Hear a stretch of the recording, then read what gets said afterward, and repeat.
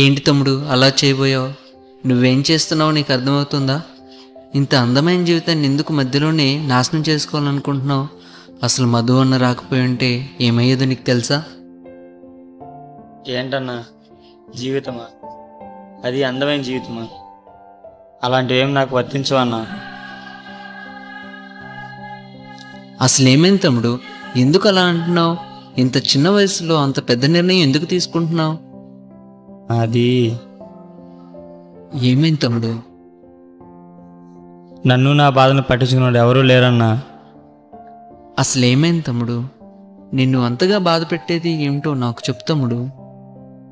సరే అన్న, నేను ఎంతో చెప్పాలని ట్రై చేసినా సరే మా ఫ్రెండ్స్ ఎవరు సరిగ్గా పట్టించుకున్నారు కాదు. కానీ మీరు ఇంతలా అడుగుతున్నారు కాబట్టి మీకు చెప్తానన్నా. సరే చెప్పు తమ్ముడు. మొదట్లో బాగానే చదివానన్నా, కానీ ఫ్రెండ్స్ని స్టడీస్ని బ్యాలెన్స్ చేయలేకపోయాను. ఇలా బ్యాలెన్స్ చేయలేకపోవడం వల్ల నా స్టడీస్ స్లో అయిపోయాను. ఆ తర్వాత మా లెక్చరర్స్ కూడా నువ్వెందుకు పనికిరావు అని తిడుతుండేవారన్న. ఈ విషయం నన్ను చాలా బాధ పెట్టాయి. నా ఫ్రెండ్స్ ఎవరికైనా చెప్దామంటే అసలు ఎవరూ పట్టించుకున్నారు లేరన్న. మీ హాస్టల్లో ఫ్రెండ్స్ ఉంటారు కదా, వారితో ఏం చెప్పడానికి ట్రై చేయలేదా తమ్ముడు? హాస్టల్లో ఫ్రెండ్స్ కూడా చెప్పడానికి ట్రై చేశానన్నా, కానీ వారు నన్ను నాలోని బాధని అర్థం చేసుకోలేక చాలా చులకనగా చూసేవారన్నా. వాళ్ళు చేసే ఆ పనులు నన్ను ఇంకా బాధ పెట్టాయన్నా. మరి ఎప్పుడైనా దేవుని సేవ చేసే విశ్వాసులతో ఎప్పుడైనా చెప్పడానికి ట్రై చేసావా? ఏం చెప్పమంటారన్నా? ఎప్పుడు చూసినా నువ్వు అలా ఉండాలి, నువ్వు ఇలా ఉండాలి, నువ్వు పాపివి అంటుంటారు తప్ప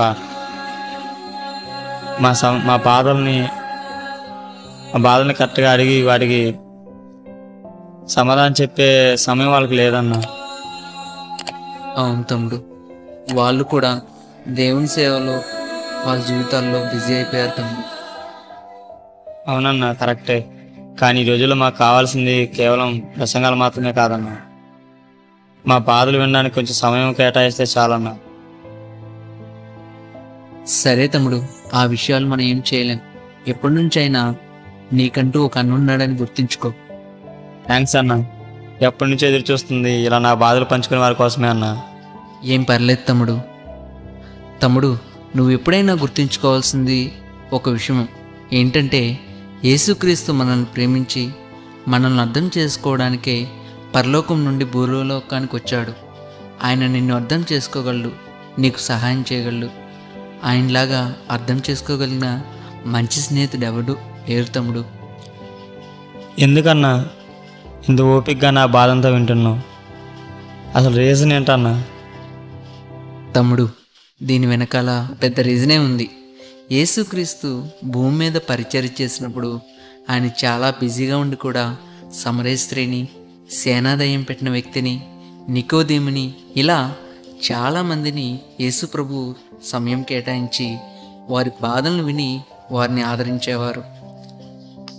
ఆయన యొక్క పరిచర్యలో బోధలతో పాటు మనుషులతో వ్యక్తిగతంగా సమయాన్ని కేటాయించడానికి ఇష్టపడేవారు.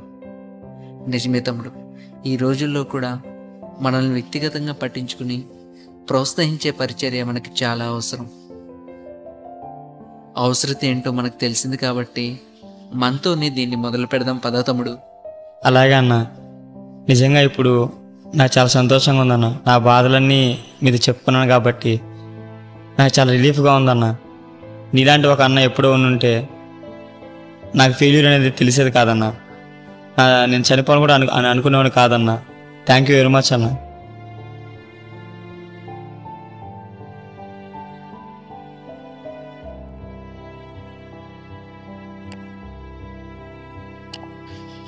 నిజమే, ఈ పర్సనల్ కేర్ లేక అనేక మంది ఆత్మహత్య చేసుకుంటూ ఉన్నారు.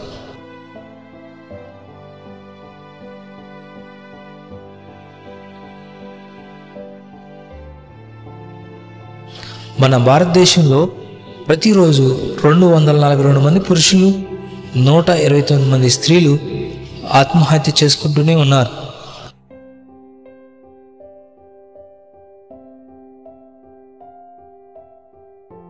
గత కొద్ది సంవత్సరాలుగా కొన్ని దేశాల్లో ఈ ఆత్మహత్య చేసుకునే వారి శాతం 60% పెరుగుతూ ఉంది.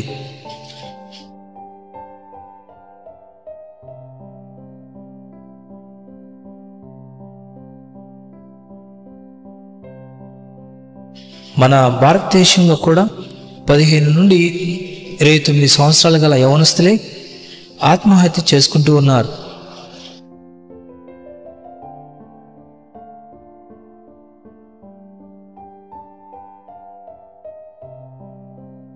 ప్రతి ఆత్మహత్య వెనుక కనీసం 20 సార్లైనా ఈ చనిపోవటానికి ప్రయత్నాలు చేస్తూనే ఉన్నారు.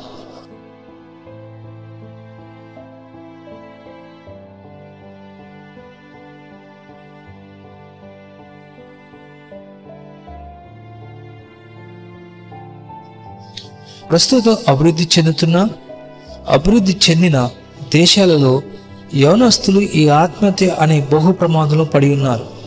కాబట్టి వీరి గురించి మనం ప్రార్థన చేద్దాం, వ్యక్తిగత శ్రద్ధ తీసుకుందాం.